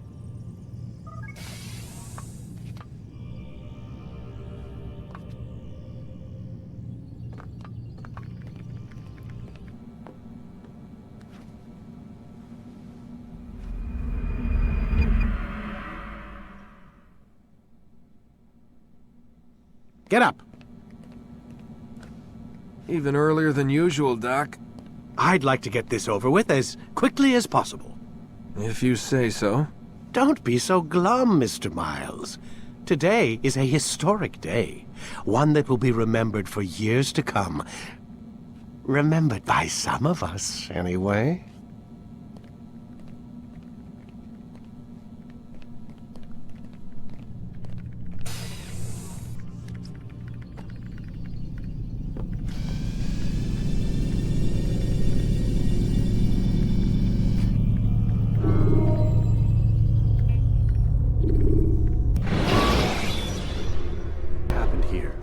Where is everyone? Gone to see the Master. Was it the Templars? Did they attack again? They walk the path. What path? What are you talking about? Towards the light. Speak sense. There is only what the Master shows us. This is the truth. You've lost your mind. You too will walk the path, or you will perish. So the Master commands. It was Al-Mualim, wasn't it? What's he done to you? Praise be to the Master, for he has led us to the light.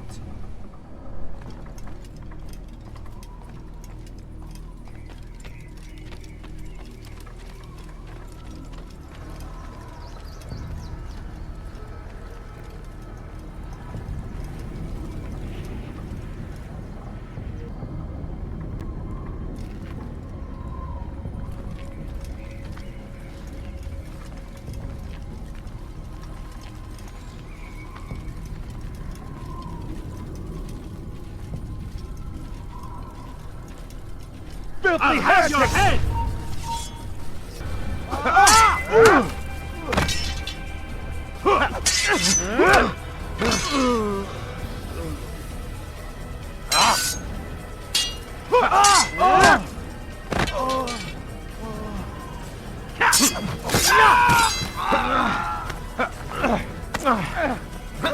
You can't escape!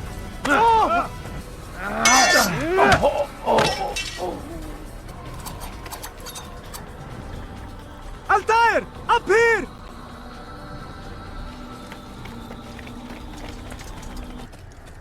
You picked a fine time to arrive. So it seems. Guard yourself well, friend. Al-Mualim has betrayed us. Yes. Betrayed his Templar allies as well. How do you know? After we spoke, I returned to the ruins beneath Solomon's temple. Robert had kept a journal, filled its pages with revelations. What I read there broke my heart. But it also opened my eyes. You were right, Altair.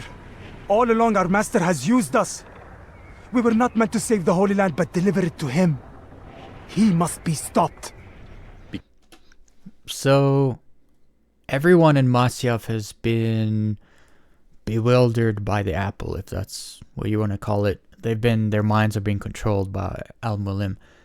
I wonder why Malik and these 4 allied assassins he's with are not affected by it. It kind of makes you wonder, why is it just these 6 people right here on screen that are not affected by it? I wonder if there's much of an explanation to that. The only thing I could think of is Malik also has Isu DNA, but then so would the other 4 guys also. But that would mean that Isu DNA is like more common. But then that would also mean that not all of Masyaf was mind controlled. I'm not entirely sure. If you know, if you have a reasonable explanation, you should definitely let me know in the comments. Careful, Malik. What he's done to the others, he'll do to us given the chance. You must stay far from him. What would you propose? My blade arm is still strong and my men remain my own.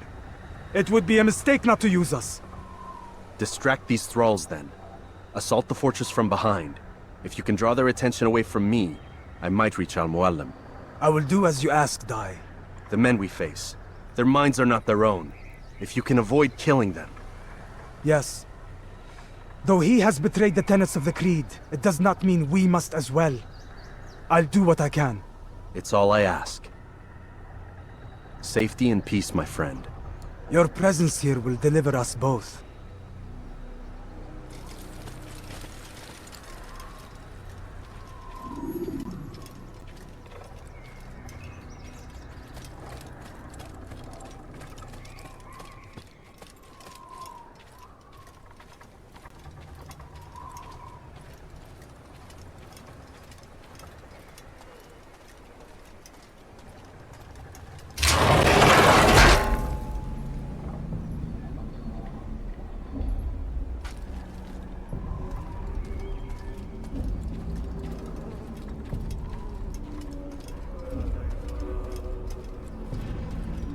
There are so many innocents. I must be careful not to harm them.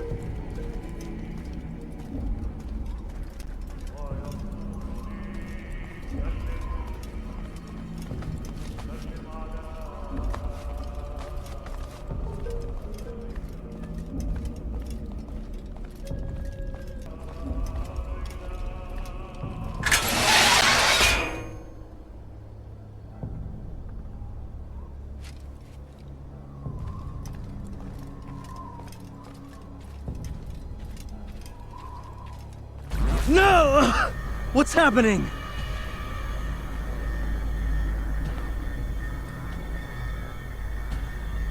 So, the student returns.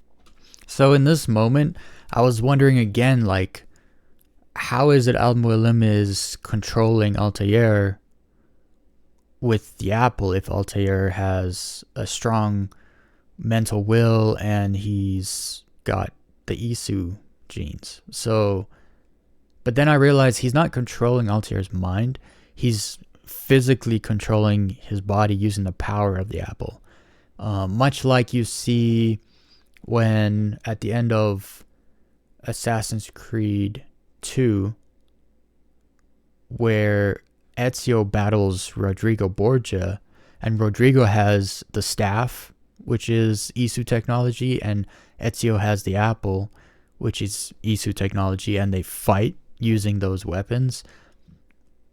They're able to harm one another using the weapons, but they're not able to mind control one another, if that makes sense. So yeah, they can physically control anything, but you can't control someone's mind if they're strong-willed or have Isu DNA, or both, I should say. I mean, that's how I understand it anyway. I've never been one to run. Never been one to listen either. I still live because of it. What will I do with you? Let me go. Oh, Altair. I hear the hatred in your voice. Feel its heat. Let you go? Well, that would be unwise. Why are you doing this? I found proof. Proof of what?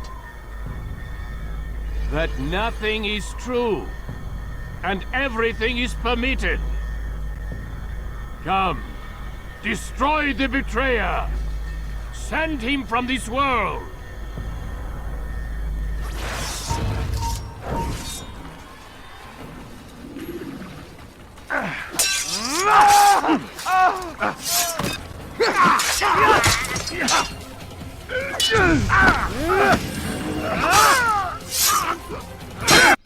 So I remember doing this fight.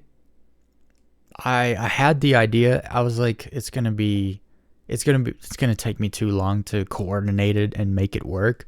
But what I wanted to do was kill all these guys again, but in the same order that I previously killed them in. It just would have been a little more difficult because I would have had to, in my mind, number them and then attack them based on those numbers. And if one of them attacked me who was out of order, I would have not been able to finish them off. And so I ended up just doing a regular fight.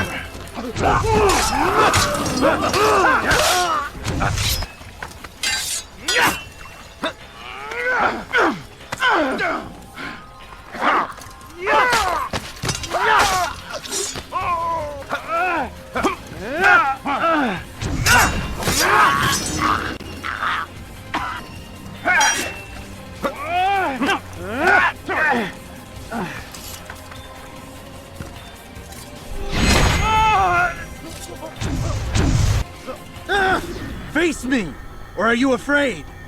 I have stood before 1,000 men, all of them superior to you, and all of them dead, by my hand. I am not afraid. Prove it. What could I possibly fear? Look at the power I command.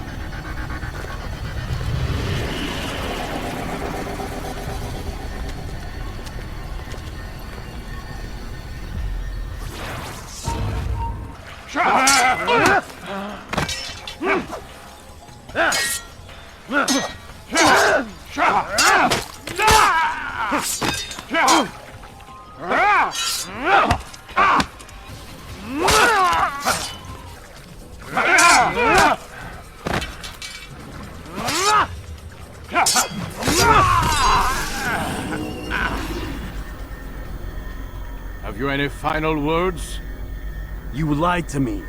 Called Robert's goal foul when all along it was yours as well. I've never been much good at sharing. You won't succeed. Others will find the strength to stand against you. And this is why, so long as men maintain free will, there can be no peace. I killed the last man who spoke as such. Bold words, boy.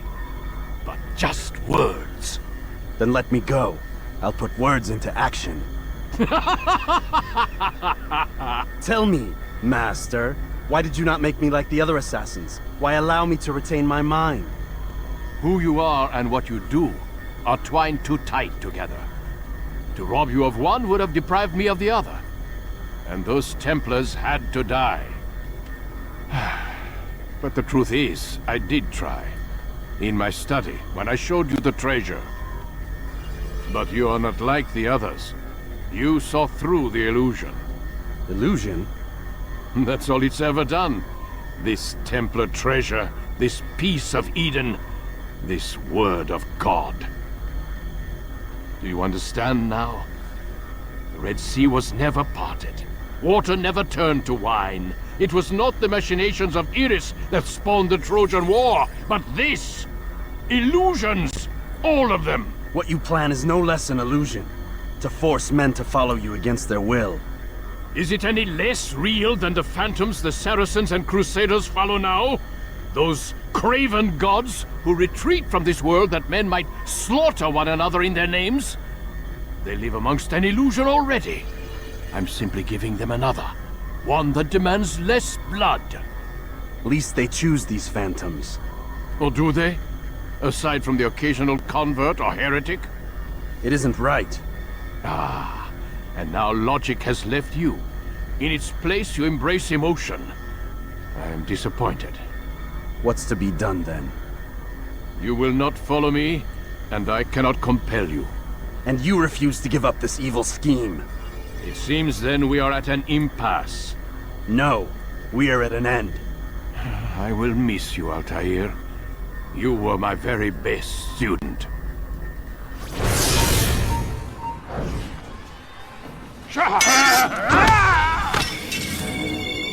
Blind, Altair. Blind is all you've ever been. All you'll ever be.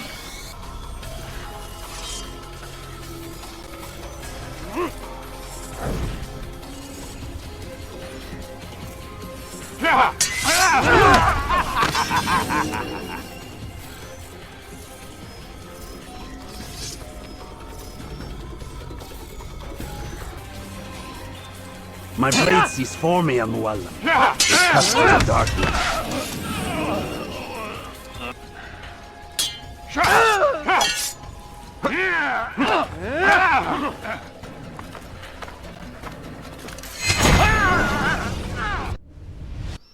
I also had the option to kill him with a sword, and I was like, I think it would just be kind of poetic to use the hidden blade to kill him. So I put the sword away and used the hidden blade.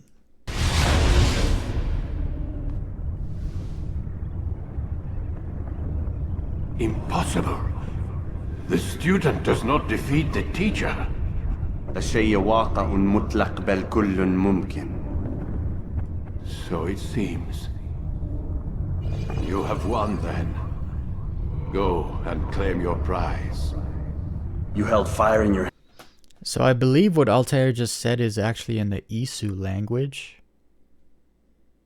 The Kolon Munkin phrase that they say. I believe that's actually the Isu language. Handled man. It should have been destroyed. Destroy the only thing capable of ending the Crusades and creating true peace? Never. Then I will. We'll see about that. I applied my heart to know wisdom, and to know madness and folly. I perceived that this also was a chasing after wind, for in much wisdom is much grief. And he that increaseth knowledge, increaseth sorrow. Destroy it! Destroy it, as you said you would. I can't. Yes, you can, Altair. But you won't. So here it's showing temples, I believe, where other pieces of Eden may be hidden. What I find is really cool is that it's marking the temples in the eastern United States, in the New England area there, where that's where Desmond ends up dying, because that's where that temple is that Hatham Kenway went looking for during the 1700s, I believe. We've got it.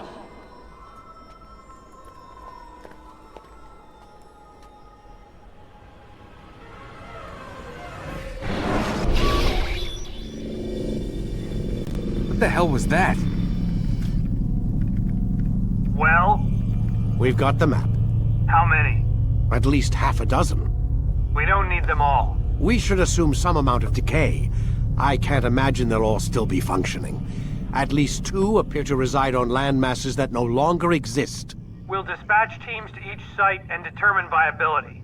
We only need 1, after all. What about the rest? Collect them. Let's not leave anything to chance. Last thing we need is some damn survivor making trouble for us in the new world. And the assassin? We have what we need. Kill him. Wait. You know how these things work. I doubt we'll be able to walk right in. What's your point? We might need him. His memories. I'd recommend we hold him until we have confirmation that there aren't any surprises waiting for us at the sites. This is a waste of time. You said it yourself. We shouldn't leave anything to chance. Very well. Ensure we have no further need of him, then kill him. Fine. Stop undermining my authority! I just saved your ass. Let's go. We've got a lot of work to do. Don't get too comfortable, Mr. Miles. We'll be back for you soon enough.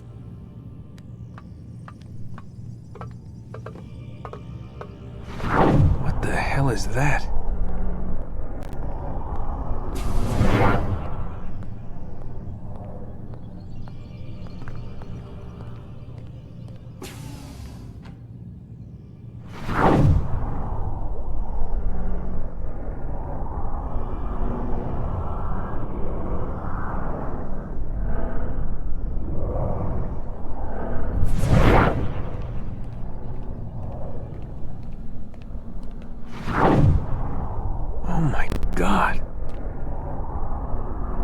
Looks like...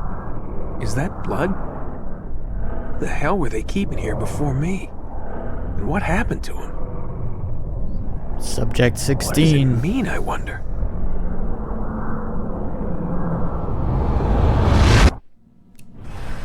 And that is the end of Assassin's Creed 1. I'm not gonna watch all the credits. So for me personally, I would say Assassin's Creed 1 is the worst game to play. Probably because it's so old and it has a lot of repetition, but watching it as a TV show like that, it's actually pretty enjoyable. You get the whole story within like a pretty short period of time. You don't have to play a game for 30 hours or something. And sometimes breaking up the story with gameplay, sometimes the story is kind of better when it all kind of happens at once. But anyway, so that is season 1. Anything anyone knows about Assassin's Creed, the history, the story, the game, any Easter eggs, anything specific, make sure to go into the comments and share what you know. I like talking about Assassin's Creed, if anyone hasn't noticed, so I like to have conversations, not just talk at people about it, but I like to have conversations where people tell me what they learn, and I can tell them what I know. And it's a great story. It's a great game. The concept of the story is fantastic. So by all means, comment away. And then in the next video, we will be getting into Assassin's Creed Lineage, which is the prequel to the Ezio trilogy. So I'm really excited for that because the Ezio trilogy is my favorite. It's my favorite time period of history that they cover, but it's also my favorite character. Ezio is my favorite video game character of all time. Maybe even my favorite fictional character of all time, if I'm being honest. If I can't think of one that I would like more than him. So I'm pretty excited for that, and I hope everyone else is excited for that. I hope that you guys share the video. That helps a lot. And I hope everyone has a good day, and I'll see y'all in the next one. Bye everyone.